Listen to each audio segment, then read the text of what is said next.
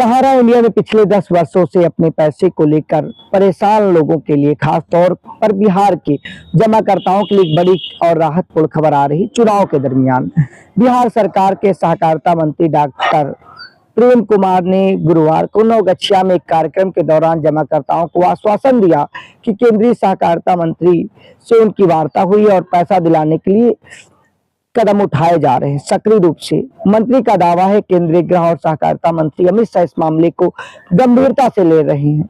सहारा India की संपत्तियों को सरकार ने जब्त कर लिया और इन्हीं संपत्तियों के जरिए जमाकर्ताओं को उनका पैसा लौटाया जाएगा। नवगछिया में एक कार्यक्रम के दौरान उन्होंने जमाकर्ताओं की व्यथा सुनी और साझा की। उनकी मेहनत कमाई वर्षों से सहारा इंडिया में अटकी हुई है और जो आर्थिक रूप से परेशान हैं। हालांकि सरकार ने पोर्टल जारी किया जो कि सीधे कहें तो धराशायी हो गया। डॉक्टर प्रेम कुमार ने घोषणा करते हुए कहा, बिहार में सहारा इंडिया के जमाकर्ताओं की एक सूची तैयार की जाएगी जिसके आधार पर भुगतान की प्रक्रिया शुरू की जाएगी।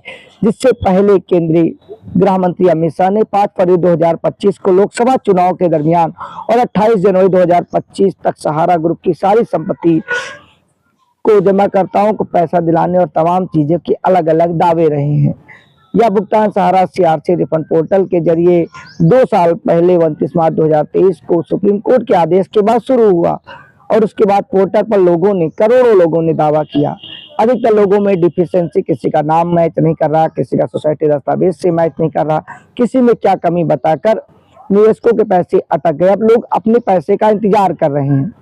करीब 2 साल से देश के अलग अलग हिस्सों में सेबी ने 31 मार्च 2024 तक 17,526 निवेशकों को 138 करोड़ रुपया लौटाया था और अब ये रकम 500 करोड़ के करीब पहुंच गई है। लेकिन अभी भी 5 लाख के अंदर वाले छोटे निवेशकों का रिफंड वापस हो रहा है, 10,000 से लेकर 50,000 तक। उसमें भी केवल मूलधन की बातें अभी तक जो हमने वेरीफाई किया है सामने आई हैं। आपको मालूम होगा सहारा के पीड़ित एजेंटों की, पीड़ित जमाकर्ताओं की कहानी और व्यथाएं हम आप तक साझा करते हैं। बिहार चुनाव में भी लोगों से बात किया, उसकी वीडियो आएंगे। लेकिन इस मामले में जो सरकार 45 दिन में वादा पैसा कराने का कहता है, दावा करती है, रजिस्ट्रेशन और तमाम चीजें, लेकिन उसके बाद भी कितने लोगों का 45 दिन में पैसा आया, बड़ा सवाल है। क्यों नहीं आ पा रहा है, किस वजह से फंसा है।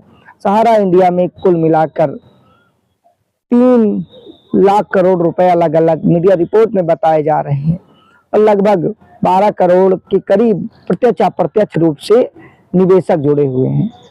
फिर भी उनका पैसा नहीं मिल पा रहा है। गृह मंत्री और नरेंद्र मोदी सरकार सबको केवल चुनाव के दरमियान भाषणबाजी और तमाम चीजें आती हैं।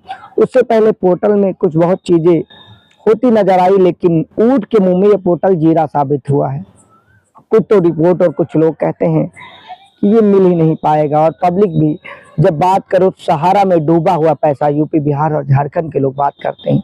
डूबा हुआ लोग मान ही बैठे हैं। हालांकि ये भी कानूनी पचड़े और कार्रवाई में फंस चुका था।